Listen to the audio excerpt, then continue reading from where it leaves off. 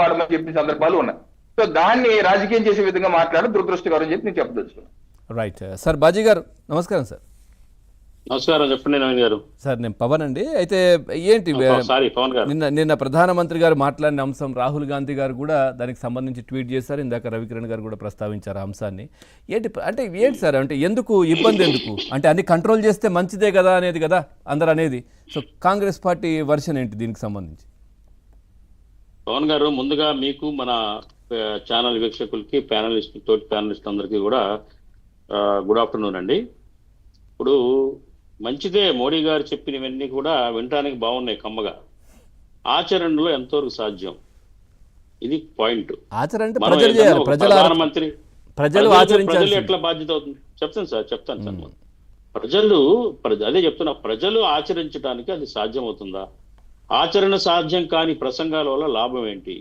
ప్రభుత్వం చేయాల్సిన బాధ్యతల్ని విస్మరించి, ప్రభుత్వం కంట్రోల్ చేయాల్సిన పరిస్థితిని అంతా కూడా విస్మరించి ప్రజల్ని బాధ్యతలు చేయడం ఎంతవరకు కరెక్ట్? అదే రాహుల్ గాంధీ గారు కోట్ చేశారు, ప్రభుత్వం పని అయిపోయింది, ప్రభుత్వం ఏం చేయలేక చేస్తుడికి పోయిందని అనే దానికి అదే అర్థం. అది ఇవాళ నేను ఒకటే అడుగుతున్నా, ఇందాక మిత్రుడు రవికిరణ్ గారు చెప్పారు, లాల్ బహదూర్ శాస్త్రి హయాంలో పాపం ఆయన భోజనం మానేశాడు, ప్రజలందరినీ కూడా మానేయమన్నాడు అని చెప్పేసి. నేను అదే కోణంలో చెప్తున్నా, ఇవాళ నరేంద్ర మోడీ గారు, ఆయన మంత్రివర్గ సహచరులు అమిత్ షా గారు, అట్లాగే ఈ దేశంలో ఉన్న బీజేపీకి ఉన్న దాదాపు 1700 మంది ఎంపీలు, 1700 మంది ఎమ్మెల్యేలు, అట్లాగే 290-300 ఎంపీలు, వీళ్ళందరూ కూడా వాహనాల్లో తిరగటం, ఈ ఖర్చులు, ఇప్పుడు ఏదైతే లిస్ట్ ఉందో ఆ లిస్టులో చేసే పనులన్నీ మానేసి ఆదర్శంగా ప్రజలకు చెప్తే అప్పుడు బాగుంటుంది. ప్రజలు కూడా ఆదర్శంగా తీసుకుంటారు.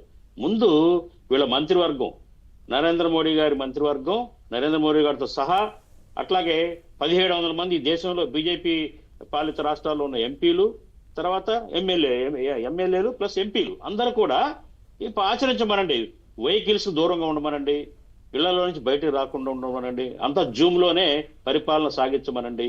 అట్లాగే ఏంటంటే ఇందాకే చెప్పిన ఆ లిస్ట్ లో ఉన్న అన్ని కూడా, బంగారాలు కొనొద్దు, విదేశాలు వెళ్ళొద్దు, ఇవన్నీ కూడా పాటించి మేము పాటిస్తున్నాం. ఇవన్నీ మా బీజేపీ శ్రేణులు కూడా, ఈవెన్ పదాధికారులు, అన్ని రాష్ట్రాల్లో ఉన్న బీజేపీ పదాధికారులు, వాళ్ళ మిత్రపక్షాలు అందరూ ముందు ఒక అనౌన్స్మెంట్ ఇవ్వమనండి. నరేంద్ర మోడీ గారు ముందు మనం పాటిద్దాము, దేశానికి ఆదర్శంగా నిలబడదాం, అప్పుడు ప్రజలందరికీ కూడా చెబుదామంటే ప్రజలు అందరు కాకపోయినా కొంతమంది అన్నా కానీ శబాష్ అంటారు, ఫాలో అవుతారు. అలా కాకుండా మనం ఏమైనా లగ్జరీస్ గా తిరుగుతూ ఉంటాము, లగ్జరీస్ గా చేస్తూ ఉంటాము, ప్రజల్ని బాధ్యుల్ని చేసి మనం ఏం చేయకుండా ఈ ధరలు తగ్గించడానికి కానివ్వండి, ఏదైతే మిడిల్ ఈస్ట్ లో ఉన్న డిస్టర్బెన్సెస్ వల్ల ఉన్న ఇంపాక్ట్ ని తగ్గించే ప్రయత్నం కానివ్వండి, ఏమి చేయకుండా ప్రజల్ని బాధ్యులు చేయటం ఎంతవరకు కరెక్ట్ అనేది నా ఉద్దేశం పవన్ గారు. ఇంకొకటి ఏంటంటే, బీజేపీ పాలిత రాష్ట్రాల్లో ఈ డీజిల్ పెట్రోల్ మీద ట్యాక్స్ తీసేయమనండి 2 నెలలకి, సంక్షోభం తగ్గేదాకా. మా మొత్తానికి తీయమంటలేదు, ఒక 2 నెలలు ట్యాక్స్ తగ్గించేస్తున్నాం మా రాష్ట్రాల్లో అని ఆదర్శంగా నిలబడమనండి. చెప్పడం తేలిగ్గానే ఉంటది, ఆచరణలో అసాధ్యం ఇవన్నీ కూడా. అట్లాగే వర్క్ ఫర్ హోము మంచిదే. అట్లాగే ఇంకొకటి ఏంటంటే, యూరియా కోసం మొన్నటిదాకా రైతులు అల్లాడిపోయారు, ఆ రోడ్ల మీద పడి ఆ యూరియా కోసం కొట్టుకున్నారు ఎండలో పడి. ఆ యూరియా సరఫరా చేయలేక ఇవాళ యూరియా వాడకుండానే పంటలు పండించండి అంటున్నారు. మంచిదే, కానీ ఆ భూములు పండవు. నేను అగ్రికల్చర్ బేస్డ్ మీద నాకున్న నాలెడ్జ్ చెప్తున్నా, ఆ భూములు యూరియా వాడుతూ పండించే భూములు ఇవాళ ఆల్ ఆఫ్ ది సడన్ మీకు ఆర్గానిక్ వేలో పంటలు వేయమంటే ప్రొడక్షన్ రాదు, ప్రొడక్షన్ ఎట్టి పరిస్థితుల్లో రాదు. అంత ఆల్ ఓవర్ ది పీరియడ్ అది మొత్తం ఆల్ ఆఫ్ ది సడన్ చేయటం అనేది అసాధ్యం అది. కాబట్టి ఇవన్నీ ఏంటంటే నరేంద్ర మోడీ గారు, మన గౌరవ ప్రధానమంత్రి గారు చెప్పింది వినటానికి చాలా బాగున్నాయి ఈ 10 సూత్రాలు కూడా. కానీ వాటిలో కొన్ని అమలు జరపచ్చు. ఏదో వర్క్ ఫర్ హోమ్ అంటారు తిరగకుండా, అది మంచిదే, అది చేయొచ్చు. బంగారాలు కొనొద్దు అంటున్నారు, డబ్బున్నాడు కొనుక్కుంటాడు, ఎంత పెరిగినా కానీ మనం ఆపలేము వాళ్ళని. అట్లాగే అంటే విదేశాలకు వెళ్ళే వాళ్ళు ఎవరు వెళ్తారు? పేద మధ్యత వాళ్ళు ఎవరు వెళ్ళరు విదేశాలకి. డెస్టినేషన్ వెడ్డింగ్స్ పెట్టుకునే వాళ్ళు డబ్బున్న వాళ్ళు, అపర కుబేరులు, వాళ్ళకి ఎప్పుడు ఏమొచ్చినా కానీ పెద్ద ఇబ్బంది ఏం కాదు, వాళ్ళు ఎవరు ఆ మాట వినరు, వాళ్ళు ఆగరు. అట్లాగే ఈవీ వెహికల్స్, ఎలక్ట్రానిక్ వెహికల్స్ వాడమంటున్నారు, సంతోషం. దాని మీద కూడా మంచి సబ్సిడీ ఇంకా పెంచి ఇస్తే కొంటారు జనం. ఈ పెట్రోల్ డీజిల్ వెహికల్స్ కొనరు. అట్లాగే సోలార్ ఎనర్జీ మీద సబ్సిడీ ఇస్తున్నారు, అది కూడా ఇంకొంత పెంచి ప్రతి ఇంటి మీద కూడా సోలార్ ప్యానల్స్ ఉండేటట్టు కూడా ప్రభుత్వం కేంద్రం చర్యలు తీసుకోమనండి. ఇవన్నీ ఆచరణలో పెడితే ప్రజలు ఆచరిస్తారు, ఫాలో అవుతారు, ఇచ్చేస్తారు.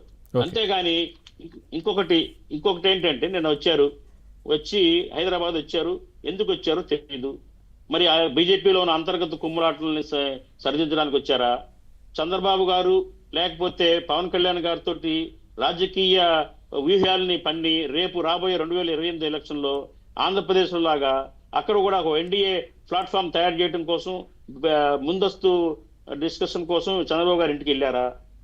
ఇవన్నీ కూడా ప్రజలు చర్చించుకుంటా ఉన్నారు. ఇవాళ నిన్న వచ్చి వెళ్ళిన దాంట్లో ఆ అక్కడి నుంచి ఇక్కడికి ఇంటికి వచ్చి కలవాల్సిన అవసరం ఏముంది సార్? ఇప్పుడు చంద్రబాబు నాయుడు గారు ఆల్రెడీ ఢిల్లీకి వెళ్ళారు, అక్కడ కలవచ్చు కదా. ఉన్నాయండి, మీరు చూద్దాం, మరి త్వరలో అన్ని బయటకు వస్తాయి.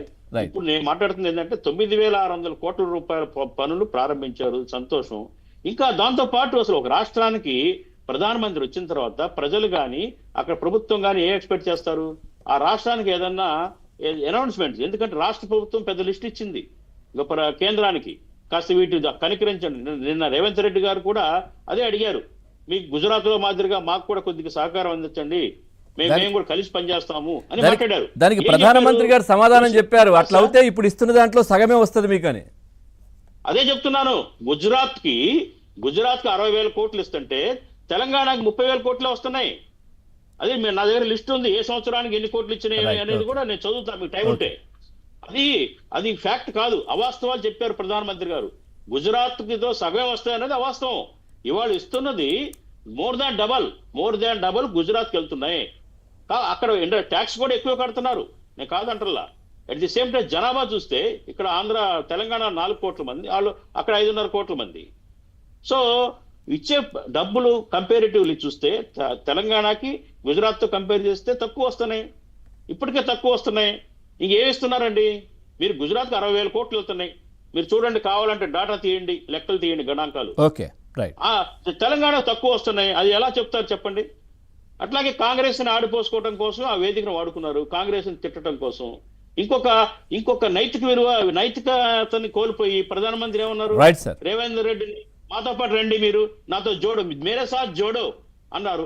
జోడో అంటే కలుసుకోవడం అని ఎందుకు అనుకుంటాను సార్? వచ్చినప్పుడు నన్ను అడగండి, ఏమైనా కావాలంటే చేస్తాను. మాతో పాటు రండి అని అనటం అనేది ఎంతవరకు కరెక్ట్ చెప్పండి? రైట్, పాపారావు గారు సార్ ఇప్పుడు ఇవన్నీ ఆచరణ సాధ్యమేనా? ప్రభుత్వం ఏమైనా చేస్తే బాగుంటది కదా, చెప్పడం ఎందుకు అనేది ఇందాక బాజీ గారు అంటే చాలా